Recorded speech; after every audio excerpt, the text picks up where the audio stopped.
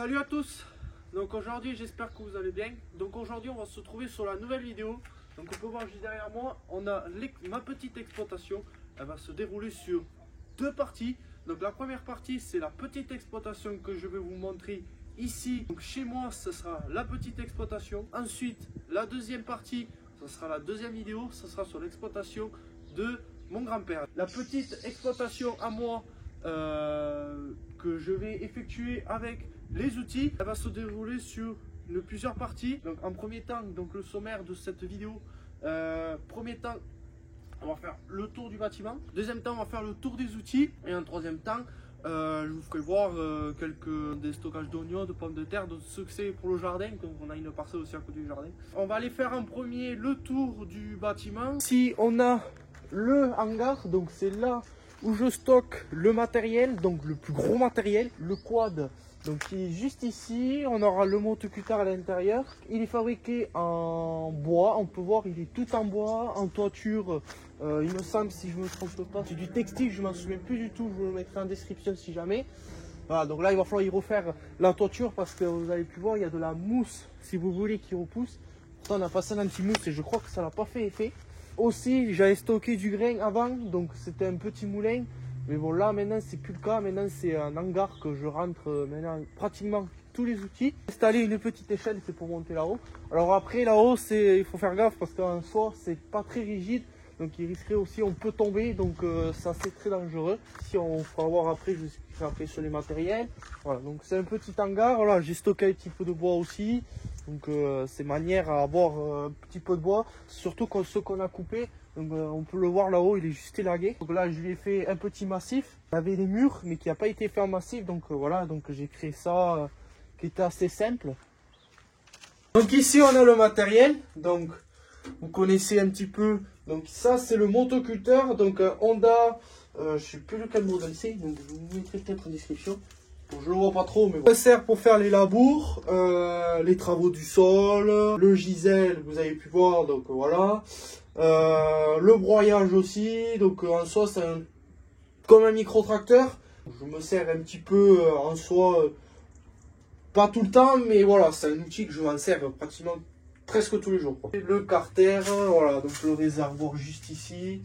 Outillage qu'on attelle ici avec la goupille. L'attelage avec la goupille juste ici. Juste à côté on a le quad. Donc le quad je m'en sers.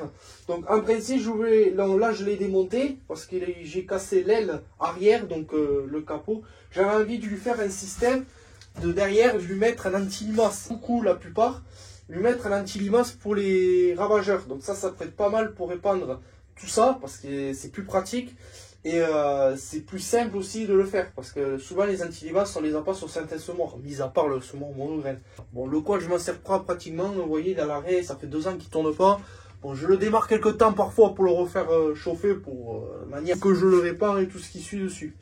Mais bon, mais là je le fais plus parce qu'à plus de ça il y a des souris, donc je le fais plus maintenant. Donc ici, voilà, on a les deux matériels. Donc ici une charrue. Celle qu'on s'en servira pour les labours, donc reversible. Voilà, donc avec l'attelage du motocutter, donc c'est avec le motocutter que je l'effectuerai. Marque Honda, elle va à 15 cm de profondeur. Alors les labours, j'en fais pas tous les ans, je vous garantis, c'est pas tout le temps. Je fais tout à partir de 2-3 ans d'après la norme. Donc je l'ai fait juste après, soit derrière après culture de printemps, quand c'est nécessaire, ou soit après derrière culture d'hiver. Les cultures d'hiver en été, voilà, quand il sera le nécessaire. Si vous faites un couvert végétaux par exemple, ça c'est utile pour renflouer le couvert. Ça. Ensuite on a le gisel pour déchaumer, préparer les lits de semences, décompacter. Voilà, donc c'est un outil que je m'en sers pratiquement plus que tout. Voilà, donc tout simplement pour déchaumer, pour renflouer. Voilà, donc il a des dents en flèche qui servira à limer si vous voulez la motte aussi. Moi je règle en fonction avec la roue derrière. Donc là je l'ai mise en hauteur parce que là j'avais travaillé un travaux profond. Donc j'avais fait pour le... Eh bien c'était sur le maïs, sur des champs de maïs que j'avais fait là, que j'ai utilisé pour aérer le sol, pour l'ouvrir, pour que ainsi qu'il y ait quelques graines par-ci par-là qui repoussaient, que ça fasse un faux semis et après, juste après que j'y passe la charrue juste par derrière. Celui-là que vous verrez sûrement sur les déchaumages, des chaumes. le plus souvent, parce que j'ai pas de déchumeur, donc en soi ça c'est pratique aussi, et Gisèle, voilà, c'est pratique. Donc ça permet de faire comme si c'était un faux semis. Avec ça aussi on peut faire un faux semis aussi. Ensuite on a un buteur, mais que je m'en sers aussi comme décompacteur. Donc voilà, donc c'est là. Donc ça c'est la vieille charrue, je vous expliquerai après. Donc voilà, le décompacteur buteur. Donc décompacteur parce que je m'en sers pour aller dans le sol, vous avez pu voir. Voilà, donc c'est une seule lame qui rentre en profondeur. Bon, un peu moins je pense que la charrue. Voilà, et buteur, voilà, qui dit buteur, ben, c'est pour planter la pomme de terre. Donc je m'en sers aussi pour planter la pomme de terre. Donc en soi je m'achète pas trop. Pour le moment ça reste un buteur décompacteur parce que j'ai pas acheté de décompacteur. Mais c'est prévu que j'en achète un aussi. Mais c'est pas ça l'investissement que j'ai prévu de faire. Si on a une vieille charrue, la plus vieille, donc vous avez pu voir, il y a encore de la terre.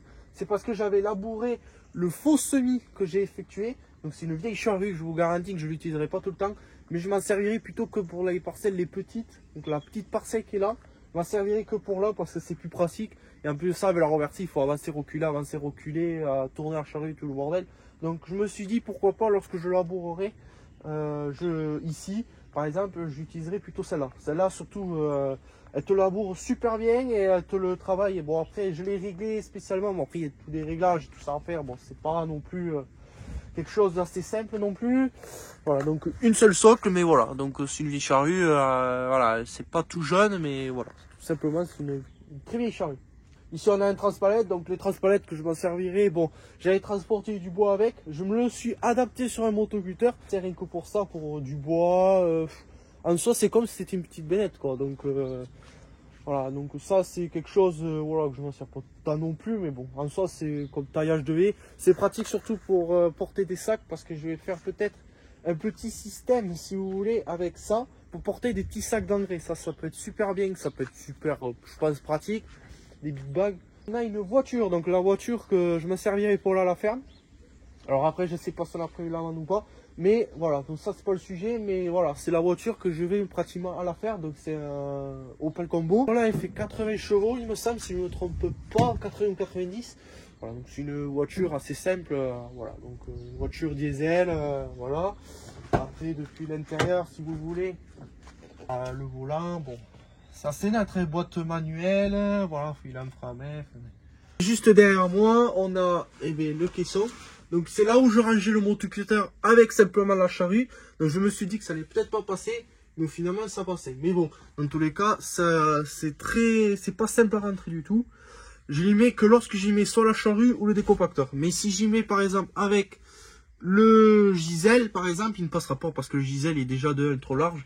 Et de 2, il rentrerait pas, et puis ça serait encore trop lourd, c'est encore plus lourd aussi, le Gisèle c'est le plus lourd à celui que je porte, qui est plus facile à travailler, mais qui est toujours le plus lourd. Voilà, juste ici.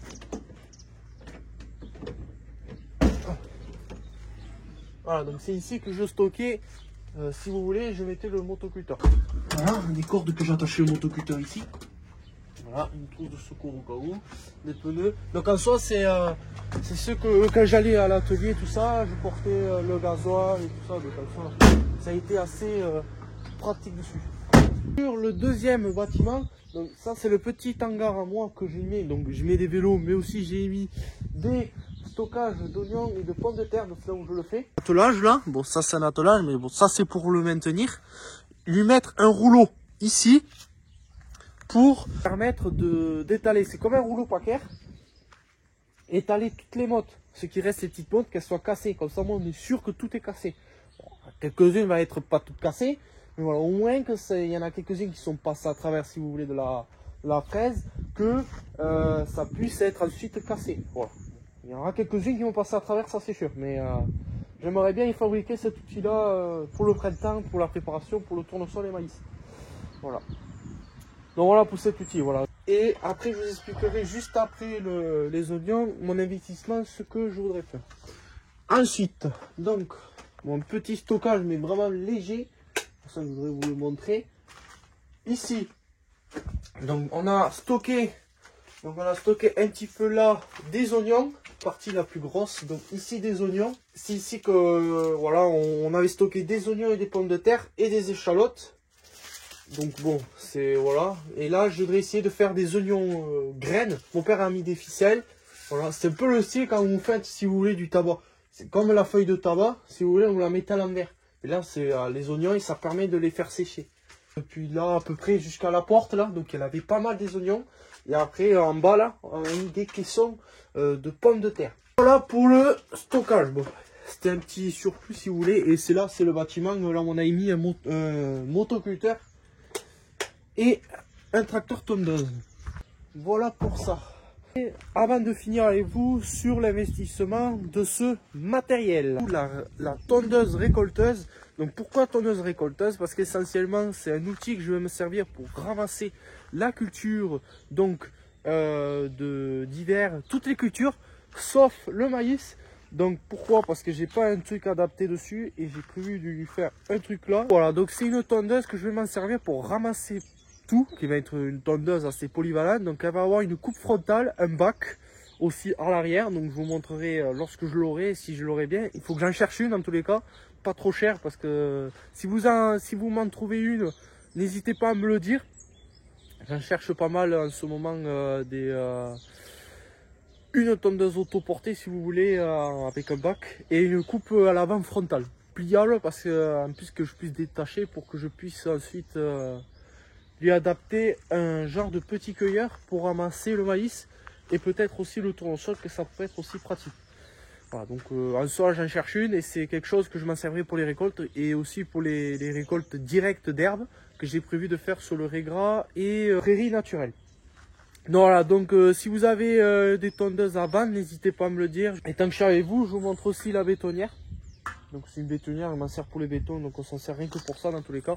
Une fois on s'en servait aussi, mon grand-père il s'en servait aussi comme ça aussi pour faire de la farine aussi.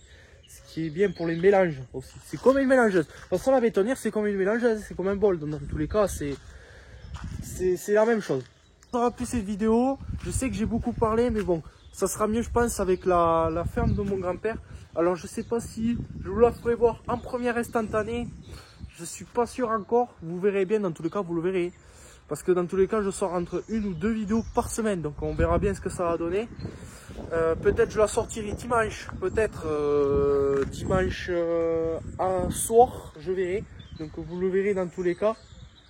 Ça sera la deuxième partie, donc à l'exploitation de mon grand-père, ça va être je pense une longue, parce qu'il y a beaucoup de choses à dire, il y a beaucoup d'investissement aussi là-dessus, comme je vous ai dit, sur les précédentes vidéos, surtout sur la première vidéo que j'ai sortie. Donc voilà, donc j'espère que vous aura plu. Like au maximum. Je remercie les personnes qui se sont abonnées, ça me fait très plaisir. On a monté je crois plus de 15 abonnés, donc il faudrait continuer comme ça me fait super plaisir. Des commentaires, ça me fait super plaisir. Des bons commentaires, pas celui qui m'a envoyé le précédent, dans la précédente vidéo sur la tour de plaine, que j'ai rien compris du tout. Mais bon, que je vais pas citer la personne parce que ça se dit pas. Voilà, donc j'espère que vous aura plu. Like au maximum. Beaucoup de vues j'ai vu aussi sur la tour de plaine, donc ça me fait super plaisir. J'espère bien qu'aussi que ça va faire beaucoup de vues sur, en principe ça fait beaucoup de vues sur la ferme, surtout la visite si vous voulez. Et likez au maximum, commentez et abonnez-vous tout simplement, et les partages aussi si vous en avez. Et puis je te trouve dans la deuxième partie de la vidéo. Allez, ciao.